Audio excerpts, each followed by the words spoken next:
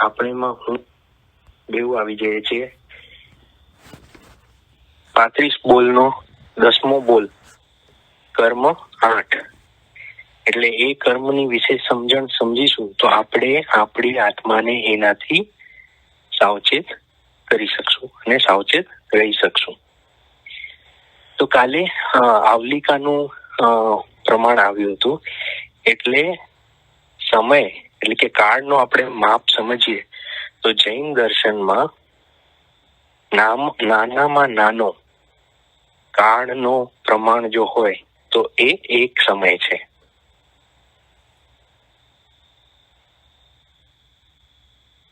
આગળ વધતા અસંખ્યાતા સમય ભેગા થાય તો એક આવલિકા જેટલું કાળનું પ્રમાણ થાય. 256 આવલિકા થાય ત્યારે એક શુલ્લક ભવ એટલે કે નિગોદનો જીવ નું જે આયુષ્ય હોય એ 256 આવલિકા હોય. એટલે કે ભગવાને કીધું છે કે મિનિમમ આયુષ્ય કોઈ પણ જીવનો 256 આવલિકા તો હોય જ. આગળ વધતા 17 થી અધિક એટલે કે 18 જન્મ અને 17 મરણ એ શુલ્લક ભાવના થાય એટલો એક સ્વાસ્થ્ય એટલે કે હેલ્ધી પર્સન નો શ્વાસોશ્વાસ હોય. એટલે કે એક શ્વાસ લીધું ને છોડ્યું એ જેટલો સમય લાગે એટલા સમયમાં નિગોદનો જીવ 18 વખત જન્મે અને 17 વખત મરણ પામે એટલો જે ટાઈમ થાય એ એક શ્વાસોશ્વાસ છે. એવા 7 શ્વાસોશ્વાસ થાય તો એને એક સ્તોક કહેવાય. એવા 7 સ્તોક થાય તો એને એક લવ કહેવાય. અને એવા 77 લવ થાય એને એક મુહૂર્ત કહેવાય. હવે મુહૂર્તનું કેલ્ક્યુલેશન કરવું હોય તો એક અપેક્ષાએ 77 લવ એટલે કે 77 લવ ઇઝ ઇક્વલ ટુ 1 મુહૂર્ત. એ જ અપેક્ષાએ 3773 એટલે કે 3773 શ્વાસોશ્વાસ થાય એને એ that is also equal to એક મુહૂર્ત. આપણા હમણાંના ટાઈમના ઘડિયાળના પ્રમાણે જોઈએ તો 48 મિનિટ્સ ઇઝ ઇક્વલ ટુ 1 મુહૂર્ત. 2 ઘડી એટલે એક મુહૂર્ત.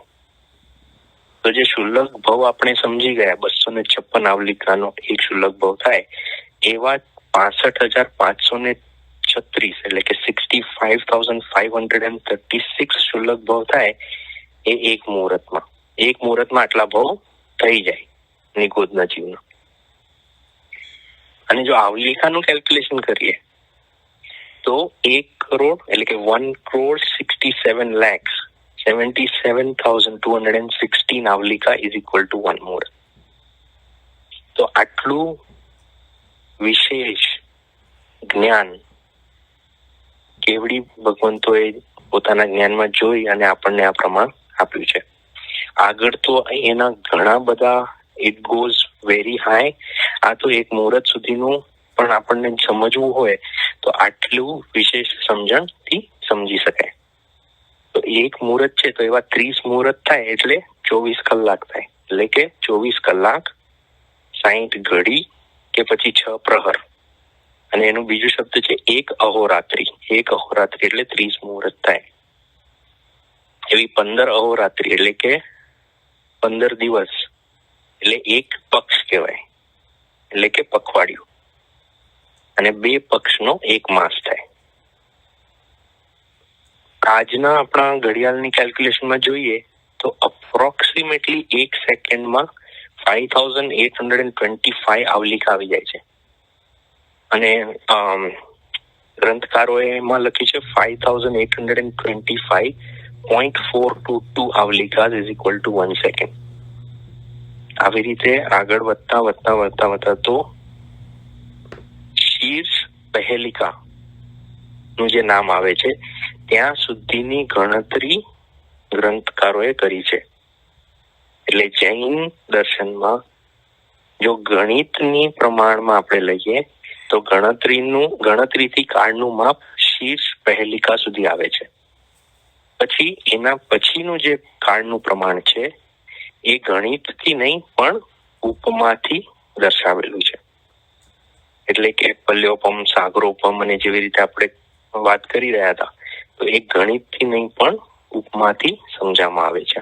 Because it is very big number, I mean beyond calculable number. પણ if I am not mistaken તો ડાલાપાલાના થોકડામાં આનું સંખ્યાતા, અસંખ્યાતા, અનંતાનું માપ વિશેષ રૂપે સમજાવવામાં આવ્યું છે. એમાં જ બતાવ્યું છે કે અનંતાના પણ મલ્ટિપલ કેટેગરીઝ છે. તો આ was a basic understanding of કાળનું પ્રમાણ. હવે આપણે જે કર્મના ટોપિક પર છે એને આગળ વધારતા કાલે આપણે સમજી ગયા કે કર્મના બે વર્ગ થાય, ઘાતી કર્મ અને અઘાતી કર્મ. તો ઘાતી કર્મમાં પાછા બે પ્રકાર છે, સર્વઘાતી અને દેશઘાતી. એટલે કે જે કર્મની હાજરીમાં આત્માના ગુણોનો સર્વથા પ્રગટ ન થઈ શકે, જે મૂળ ગુણ કયા આપણે કેવળ જ્ઞાન અને કેવળ દર્શન એને સંપૂર્ણપણે આવરણ કરે, એ અપેક્ષાએ સર્વઘાતી કર્મ. અને જે ઉત્તર ગુણ છે આત્માના, મતિ જ્ઞાન, શ્રુત જ્ઞાન, અવધિ જ્ઞાન, મન પરરવ્ય જ્ઞાન, ચક્ષુ દર્શન, અચક્ષુ દર્શન અને અવધિ દર્શન, એને દેશથી આવરણ કરે. દેશથી એટલે કે પાર્શલી, આંશિક રૂપે એને પ્રગટ થવા ન દે, અથવા તો દબાવે અથવા આવરણ કરે, એને દેશઘાતી કર્મ કહે છે. અઘાતી કર્મમાં મૂળ ગુણોનો સર્વથા પ્રગટ થઈ શકે, જેવી રીતે આપણા જયવંત તીર્થંકર ભગવાન જે મહાવિદ્ય ક્ષેત્રમાં બિરાજી રહ્યા છે, જે કેવડી છે, એ બધાને અઘાતી કર્મ છે, ઘાતી કર્મ નથી. એટલે કે આત્માના મૂળ ગુણોના સર્વથા પ્રગટ થઈ ગયા છે, એટલે ઘાતી કર્મ નો ક્ષય કર્યો છે. અને અઘાતી કર્મ ગુણોને આંશિક, એટલે અઘાતી કર્મ બાકી શેષ રહ્યા છે, તો ગુણોને આંશિક રૂપે પણ આવરણ કરી શકતા નથી, એવા એ અઘાતી કર્મ છે. અઘાતી કર્મો સ્વયં આત્માને કોઈ પણ ગુણને આવરણ કરતા નથી, માત્ર સર્વઘાતી પ્રકૃતિનો જ્યાં સુધી સંબંધ છે ત્યાં સુધી દેશઘાતી પ્રકૃતિ પણ તેના સાથે ભાગ ભજવે છે. એક્ઝામ્પલ લઈએ તો કોઈ નિર્બળ વ્યક્તિ હોય, એની સાથે જો કોઈ બળવાન વ્યક્તિ સાથે જોડાઈ જાય તો એ નિર્બળ વ્યક્તિની પણ શક્તિ એ પ્રમાણે વધી જાય છે. કેમ કે એના પાસે એ બળવાનનો સપોર્ટ છે. એવી જ રીતે અઘાતીની જે પ્રકૃતિ છે એ સર્વઘાતી પ્રકૃતિના સંબંધ વાળી હોય છે. મેં ગુરુ ભગવંત પાસેથી સાંભળ્યું હતું, એનું વિશેષ સમજણ હજી મારે પણ લેવાની છે. પણ એવું કહેવાય છે કે જ્યારે ઘાતી કર્મનો બંધ થાય એની સાથે નિયમ અઘાતી કર્મનો પણ બંધ થાય છે જ. હવે જો ઘાતી કર્મ ન હોય તો અઘાતી કર્મની શક્તિ પાછી નિર્બળ વ્યક્તિ જેવી થઈ જાય. એટલે જ આપણે આપણા પહેલા ખામણામાં કહીએ છીએ કે તીર્થંકર ભગવાન જે મહાવિદ્ય ક્ષેત્રમાં વિરાજી રહ્યા છે, એમણે 4 ઘાતી કર્મનો ક્ષય કર્યો છે, અને બાકીના 4 અઘાતી કર્મ કેવા રહ્યા છે? તો બળી દોરડી સમાન. બરોબર. હવે ઘાતી કર્મ શું કરે છે? તો આત્માના ગુણોને ડાયરેક્ટ અસર કરે છે, અને અઘાતી કર્મ ડાયરેક્ટ નથી કરતા, પણ ઇનડાયરેક્ટલી ઘાતી કર્મની સાથે મળીને આત્માના ગુણો પર ઘાત કરે છે. ઘાતી કર્મ એકાંત અશુભ જ હોય છે. ઘાતી કર્મ ક્યારે શુભ નથી હોઈ શકતા. અઘાતી કર્મ શુભ પણ હોઈ શકે, અશુભ પણ હોઈ શકે, એટલે એને શુભાશુભ કહેવામાં આવ્યા છે. ઘાતી કર્મ એકાંત પાપ પ્રકૃતિના જ હોય છે, જ્યારે અઘાતી કર્મ પુણ્ય અને પાપ બંને પ્રકૃતિના હોઈ શકે છે. ઘાતી કર્મનો અનુભવ એટલે ઘાતી કર્મનો કનેક્શન ડાયરેક્ટલી આત્માના મૂળ ગુણો સાથે છે, અને અઘાતી કર્મ આત્મા અને શરીરના જોડાણથી જે વિપાકોદયને લીધે શુભ અથવા અશુભ કર્મનું બંધન થાય છે, અઘાતી કર્મમાં આવે છે. હવે આગળ વધતા હવે કર્મને આપણે સમજી ગયા કે 8 પ્રકારના કર્મ છે. તો હવે આ કર્મોની અવસ્થા શું છે? તો કર્મોની અવસ્થા મુખ્ય 12 બતાવવામાં આવી છે. હવે હું 12 પહેલા લિસ્ટ કહી જાઉં છું ને પછી આપણે એને સમજશું. તો અવસ્થા એટલે સ્ટેટ. તો ધ ફર્સ્ટ સ્ટેટ ઇઝ બંધ, બીજું ઉદય, ત્રીજું ઉદીર્ણા, ચોથું સત્તા, પાંચમું સંક્રમણ, છઠ્ઠું ઉદ્વર્તના, સાતમું અપવર્તના, આઠમું ઉપશમ, નવમું નિદત, 10મું નિકાચિત, 11મું અબાધાકાંડ અને 12મું ઉદ્વેલના. આ છે કર્મની 12 મુખ્ય અવસ્થા. તો હવે પહેલું બંધ એટલે કે નવીન કર્મનું ગ્રહણ કરવું તે બંધ છે. આત્માની સાથે કર્મયોગ્ય વર્ગણા કર્મના રૂપમાં જ્યારે પરિવર્તિત થાય ને આત્મા સાથે ચોટે છે એ પ્રક્રિયાને બંધ કહેવાય છે.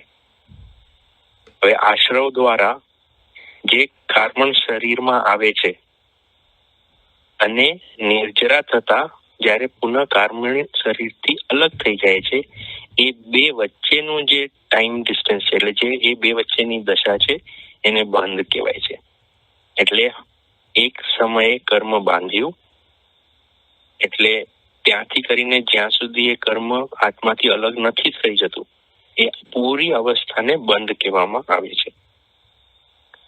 હવે પ્રત્યેક આકાશ પ્રદેશે ઇન ધી એન્ટાયર લોક થાસીને કર્મ વર્ગણાના ભૂતગલો ભરેલા છે. હવે આત્મા અથવા તો મંદ સ્વરૂપે અથવા તો તીવ્ર સ્વરૂપે કર્મને પોતાની સાથે અટેચ કરે છે. તો મંદ રૂપે હોય તો એ એવા મંદ ફળ આપશે, તીવ્ર રૂપે હશે તો એટલા ચીકણા બંધાશે, એટલા જલ્દી એ છૂટે નહીં, એટલા વધુ એ આત્મા ઉપર ચોંટશે. હવે જીવને જે સમયે કર્મનો બંધ થાય એ જ સમયે એ કર્મની પ્રકૃતિ, સ્થિતિ, અનુભાગ અને પ્રદેશ આ 4 ચીજો નક્કી થઈ જાય છે. એનું એક્ઝામ્પલ લઈએ તો ગાયના દૂધ, કે જે ગાય ઘાસ ખાય છે ત્યારે એ ઘાસ દૂધના સ્વરૂપે પરિણમે છે. તો જે દૂધ પરિણમે છે ત્યારે એના પહેલું ગુણ કે મીઠાશ, એ દૂધની મીઠાશ કેવી છે એટલે કે એની પ્રકૃતિ. એવી જ રીતે કર્મની પણ પ્રકૃતિ નક્કી થાય છે. હવે બીજું લઈએ તો ગાયનો દૂધ કેટલો સમય સુધી ટકી રહેશે એ સમય. એવી જ રીતે કર્મની સ્થિતિ નક્કી થાય છે કે કર્મ આત્મા સાથે કેટલા વખત સુધી રહેશે. ત્રીજું છે કે ગાયના દૂધ જેવી ગાય હશે, જે બ્રીડની હશે, કેવું એને આહાર મળ્યો છે એ પ્રમાણે ગાયના દૂધની પૌષ્ટિકતા નક્કી થાય છે કે દૂધ વધારે પૌષ્ટિક હશે કે પાતળું હશે કે કેવું હશે. એ જ અપેક્ષાએ એની અનુબંધ એટલે કે રસ અનુભાગ એટલે કે રસ નક્કી થાય છે. અને દૂધનું પ્રમાણ કેટલું હશે, ગાય કેટલું દૂધ આપશે, 1 લીટર, 2 લીટર, 5 લીટર, એ પ્રમાણે એનું પ્રદેશ, આત્માના પ્રદેશ નક્કી થાય છે. તો 4 ચીજો જ્યારે જીવ કર્મ બાંધે એ સમયે એની પ્રકૃતિ, સ્થિતિ, અનુભાગ અને પ્રદેશ નક્કી થઈ જાય છે. હવે આ પ્રદેશ જે છે આ જે 4 છે એના બંધના 4 પ્રકાર છે. તો પહેલું છે પ્રકૃતિ બંધ. હવે પ્રકૃતિ બંધ એટલે કે એનો સ્વભાવ. પ્રકૃતિ મીન્સ નેચર અથવા તો ગુણધર્મ કહીએ. દરેક કર્મના ગુણધર્મ અલગ અલગ હોવાથી એ 8 કર્મની કેટેગરીમાં એને 148 ટાઈપની પ્રકૃતિ કહેવામાં આવી છે. આપણે એ પ્રકૃતિની બધી ડિટેલમાં નહીં જશું. કર્મ પ્રકૃતિનું જો થોકડો જોઈએ તો એમાં બહુ જ સરસ સુંદર રીતે એના ભાવ આપવામાં આવ્યા છે. એ 148 પ્રકૃતિ ઇન ટોટલ થાય છે. હવે દ્રવ્ય, ક્ષેત્ર, કાળ અને ભાવ આ ચારનું જ્યારે સમન્વય થાય છે ત્યારે તે પ્રકૃતિનો બંધ થાય છે. જીવની શુભ પ્રવૃત્તિ વખતે ગ્રહણ કરવામાં આવેલા શુભ કર્મો અને અશુભ પ્રવૃત્તિ વખતે ગ્રહણ કરવામાં આવેલા અશુભ કર્મ હોય છે. હવે કર્મની થિયરી શું છે કે આત્માના ગુણોને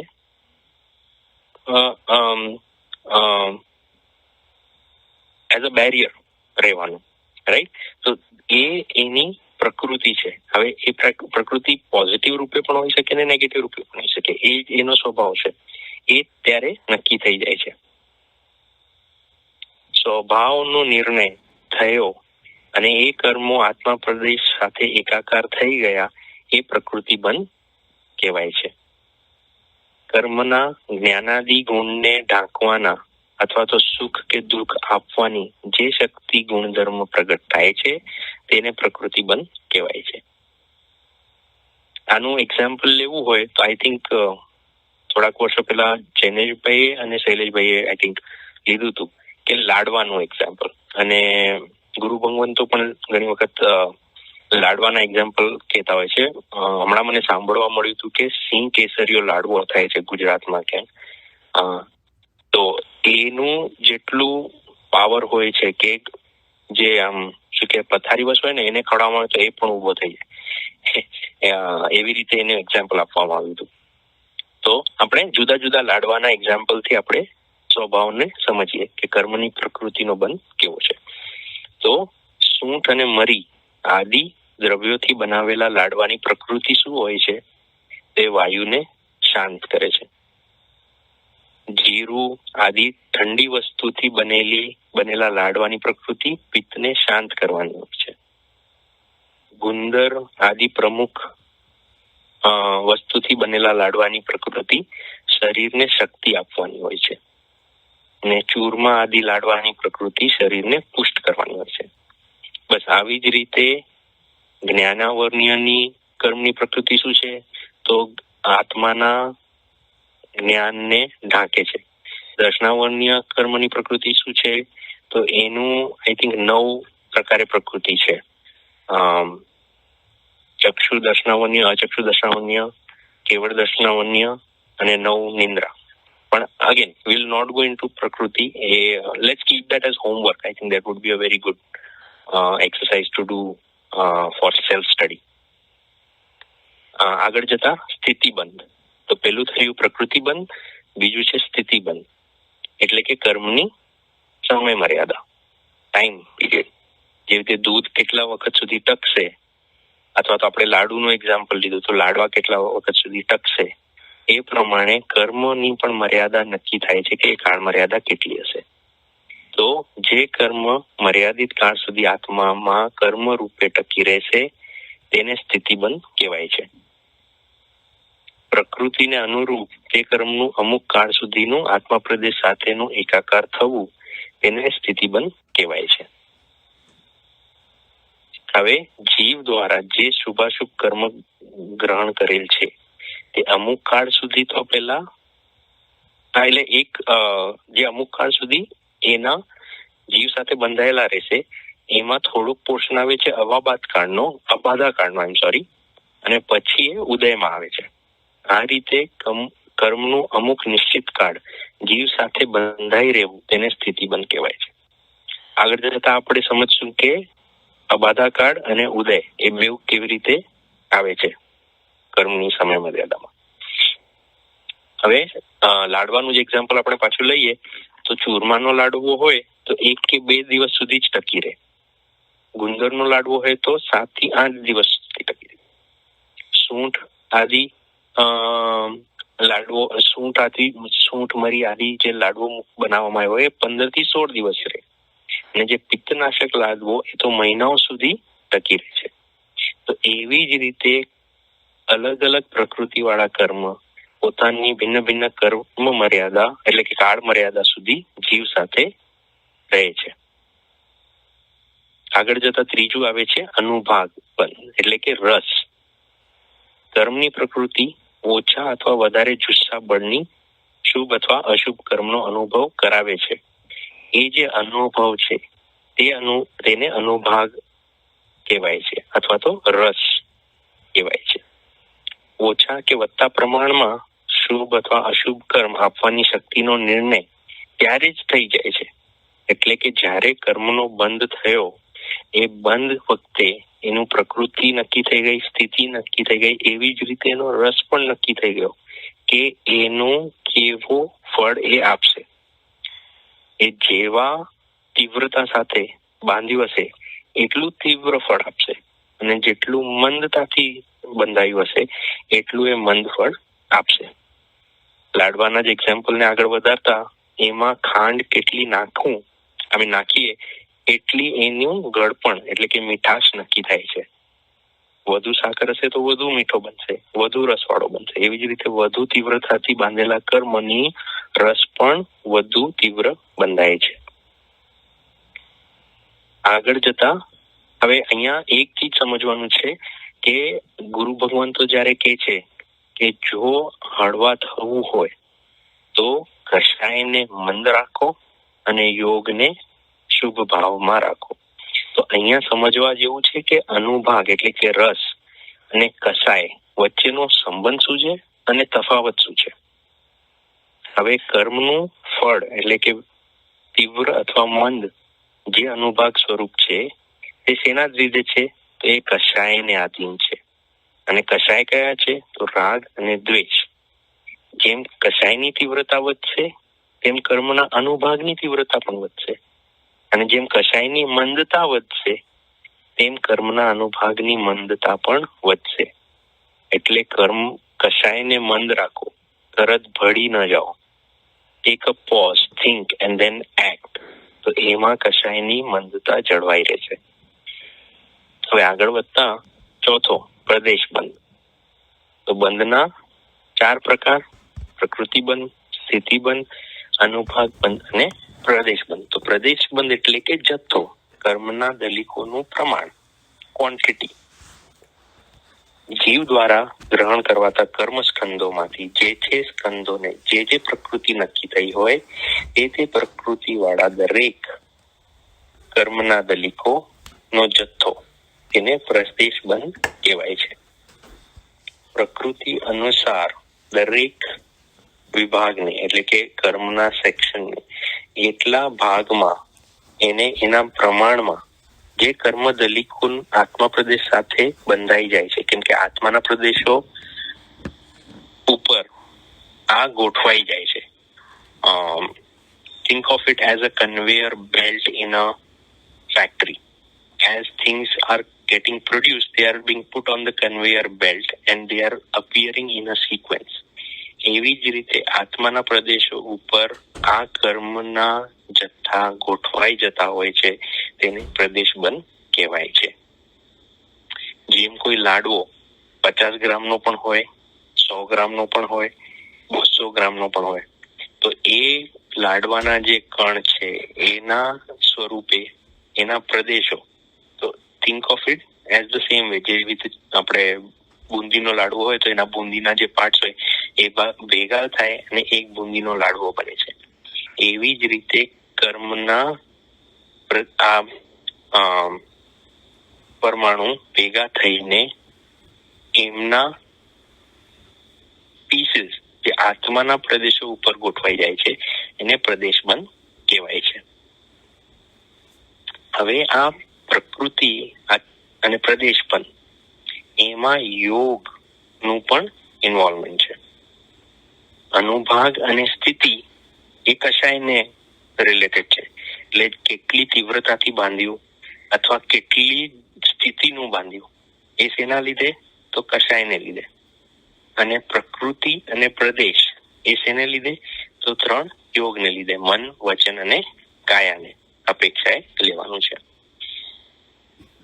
જે સમયે જે કર્મ બંધાય છે એ સમયથી એક આવલિકા સુધીના કાળને બંધાવલિકા કહેવાય છે.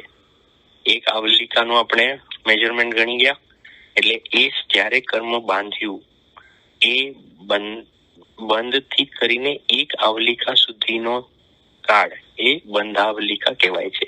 Basically, that is the time that all these 4 steps concurrently happen. એનું પ્રકૃતિ, સ્થિતિ, અનુભાગ અને પ્રદેશ નક્કી થઈ જાય છે.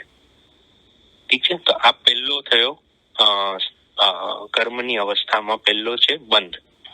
હવે બંધ થઈ ગયો તો નેક્સ્ટ શું હશે? ઉદય.